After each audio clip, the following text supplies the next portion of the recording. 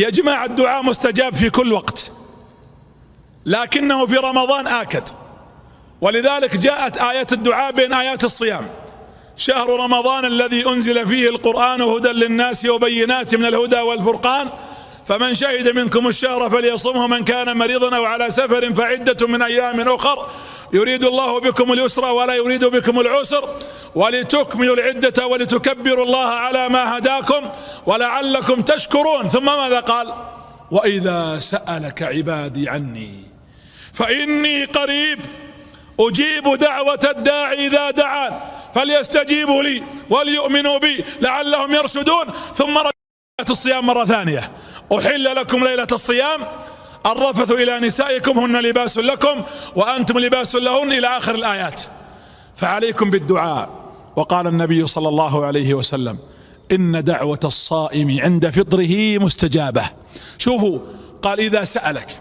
الصحابة جو للرسول، جاء صحابي قال: يا رسول الله، أربنا بعيد فيدعى نناديه أو قريب فيناجى؟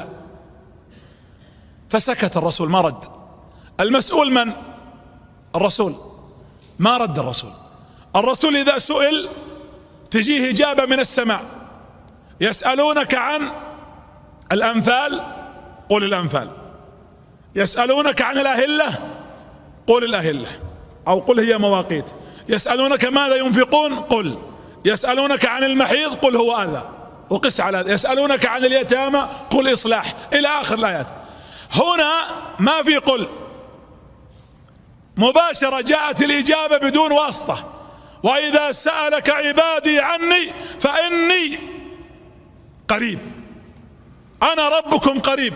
حتى محمد عليه الصلاة والسلام على جلالة قدره وعلى اصطفائنا له وعلى حبنا له وعلى أننا أمرناكم بطاعته وهو نبينا، إلا أنه ليس واسطة بيني وبينكم، اسألوني مباشرة. إذا سألك عبادي عني فإني قريب. قريب، ما يحتاج أرفع الصوت وأنا أدعو يا رب، لا، الله يسمع. لو جلست تهمهم: اللهم يا خالقي، اللهم يا مولاي، فإني قريب أجيب دعوة مين؟ ما قال القضاة ولا حفظة القرآن وبالمصطلح العامي المطاوعة، قال إذا إيش؟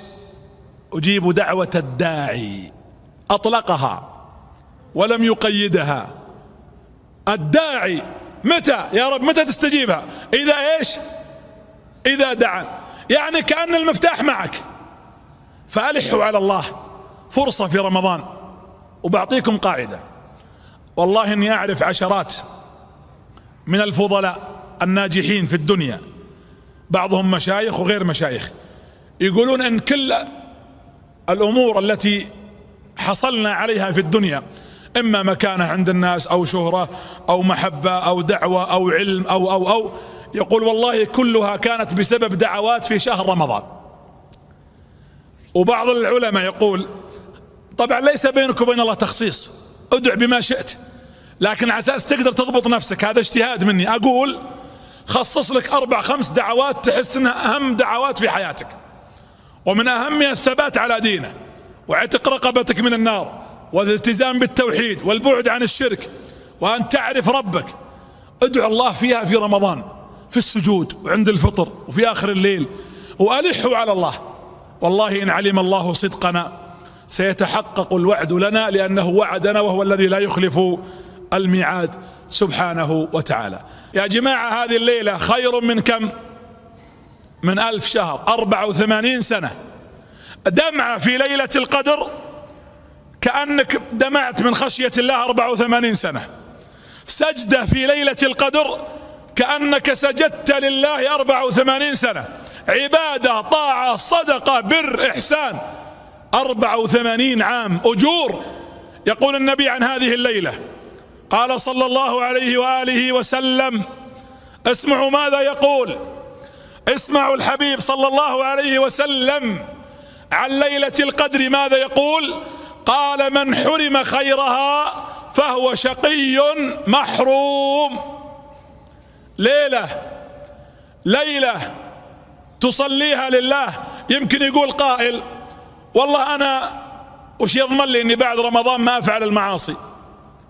نقول إذا اختارك رب العالمين أن تكون من عتقائه ومن أهل ليلة القدر، هذا ليس كلامي، يقول ابن القيم رحمه الله: فإن الله يقود خطاك فتغلب حسناتك سيئاتك وتغلب طاعاتك معاصيك، لأنك مكتوب أنك من أصحاب ليلة القدر الذين أعتقت رقابهم عن النار. اجتهد يا جماعة، والله العظيم صلينا وصليتم وعزينا وعزيتم على أناس، وفي أناس ماتوا ليلة رمضان هذا الماضي. والله إني أعرف أنا أشخاص عزينا في ليالي، بل في رمضان، في أول رمضان عزينا أحبابا وجيرانا وأصحابا في من فقدوا من أحبتهم وأبنائهم. فلا تقول أنا بعيش السنة القادمة.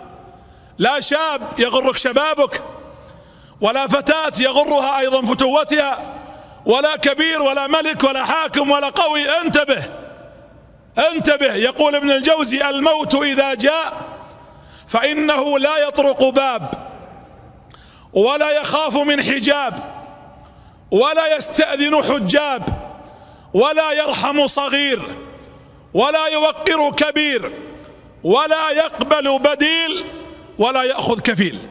ما فيه. يأتي الموت، ما عمركم سمعتوا أن في طفل مات أو شاب قضي عليه في ليلته، إما حادثا وإما سكتة؟ ما مات الملوك؟ ما سمعتم أن ملوك وأمراء ماتوا؟ ما قتل رؤساء؟ ما توفى كبار وصغار؟ الموت إذا جاء لا يعرف أحد. ولذلك لا تؤمل آمال يفتح لك الشيطان فترى أمدا فيقسو القلب ويبتعد الإنسان عن طاعة ربه. ولذلك ليلة القدر اجتهدوا. النبي عليه الصلاة والسلام لما أخفيت ليلة القدر، تدرون سبب اختفائها؟ من يعرف؟ ليش أخفى الله عنا؟ ما أبغى الحكمة، أبغى السبب. في فرق بين الحكمة من اختفائها والسبب. تفضل. هذه حكمة صح، حكمتها أنها اختفت على أساس نجتهد في العبادة، لكن وش السبب؟ تفضل. أي نعم، اختصم رجلان وتلاحيا، صار ارتفعت أصواتهم، ودخل النبي المسجد يبغى يقول للصحابة عن ليلة القدر. هذا الخصام اللي ذكره الابن الكريم اللي حدث بين الرجلين كان سببا في اختفاء ليلة القدر. يلا أعطوني كم بيننا في بيوتنا من مشاكل؟ كم زوج بينه وبين زوجته من هجر من غير سبب؟ كم من امرأة معلقة اليوم عناد من الرجل؟ كم من خصومة بين آباء وأبناء؟ في قبائل، أنا دخلت في صلح بين قبائل على قطعة أرض، القبيلة تصل 3000 رجال متقاطعين مع قبيلة ثانية، خصومات بين أطراف وزملاء وأصدقاء وجيران، خصومات كثيرة. إذا كان اختفى ليلة القدر كان سببها أنه ارتفعت صوت رجلين في المسجد واختصما. فكيف بالأمة اليوم؟ وأطيعوا الله ورسوله ولا تنازعوا فتفشلوا وتذهب ريحكم. المؤمن: واعتصموا بحبل الله جميعا ولا تفرقوا واذكروا نعمة الله عليكم إذ كنتم أعداء فألف بين قلوبكم فأصبحتم بنعمته إخوانا. لو أنفقت ما في الأرض جميعا ما ألفت بين قلوبهم ولكن الله ألف بينهم. فليلة القدر أيضا هدية من الله.